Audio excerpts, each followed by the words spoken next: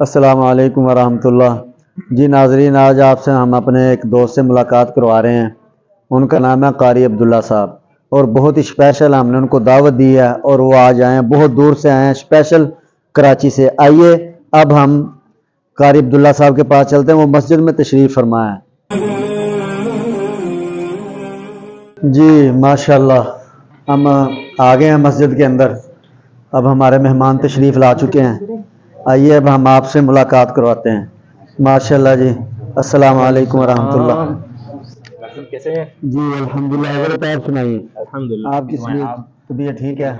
माशाल्लाह। माशाल्लाह। ओ भाई रहमान, और ये जो भी प्यार वाले भाई हैं हमारे, यकीन माने इन्हें जो जब भी जो काम कहा इन्होंने खिदमत में कोई कमी नहीं की। अल्लाह ताला इन्हें अजर दे, इन्हें जो इनकी नेक मुराद है वो पूरी करे।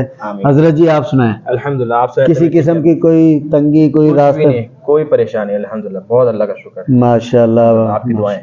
माशाल्लाह।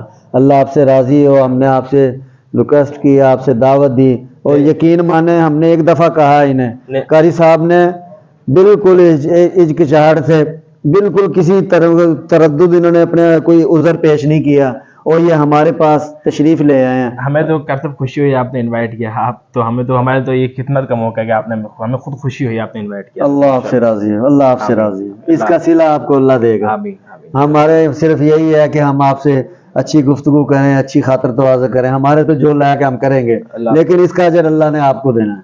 बिल्कुल, जज़ाकल्लाह। अल्लाह आपको जज़ाए खैर दे, खुश रखे। जी नाजरीन, हमने इनको अब कुरान सुनेंगे। बहुत ही प्यारा कुरान मजीद पढ़ते हैं। यकीन माने मैंने कराची में किसी दोस्त से सुना था, कारी अब्दुल्ला साहब बहुत प्यारा कुरान पढ़ते हैं। आज हम भी सादत हासिल करेंगे कि इनकी आवाज़ पर नूर हमारे दिलों को मुनव्वर करे।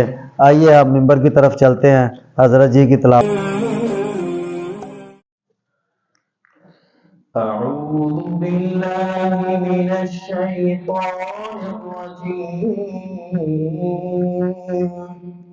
بسم الله الرحمن الرحيم. يا عبادي الذين آمنوا إن أرضي واسعة فإياي فاعبدون. كل نفس ذائقة الموت. كل نفس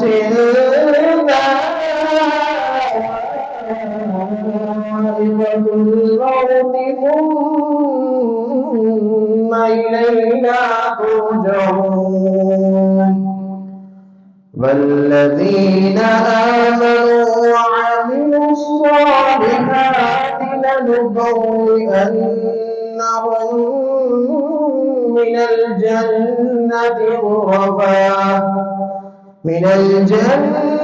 غرفا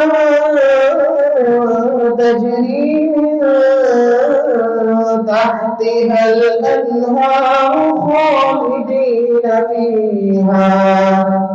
نعم أجر العاملين.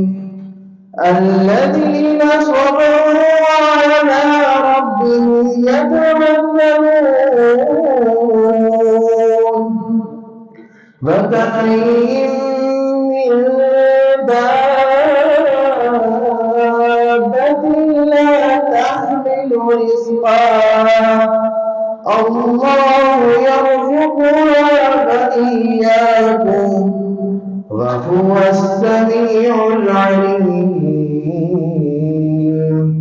ولئن سألتهم من خلق السماوات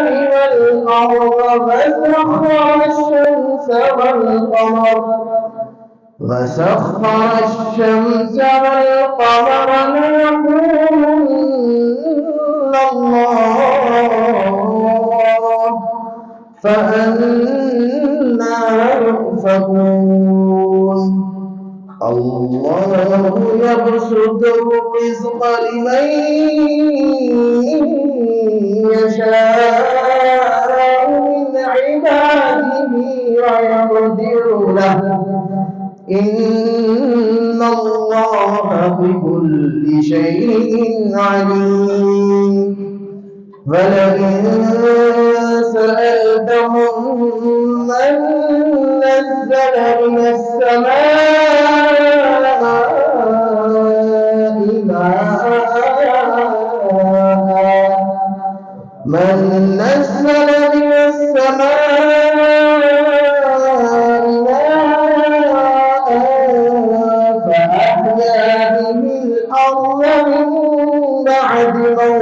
ماء فأحيا به الأرض من بعد موتها ليقولن الله قل الحمد لله بل أكثرهم لا يعقلون فما هذه الحياة الدنيا إلا لهو ولعب وإن الدار الآخرة لهي الحيوان لو كانوا يعلمون. صدق الله العظيم.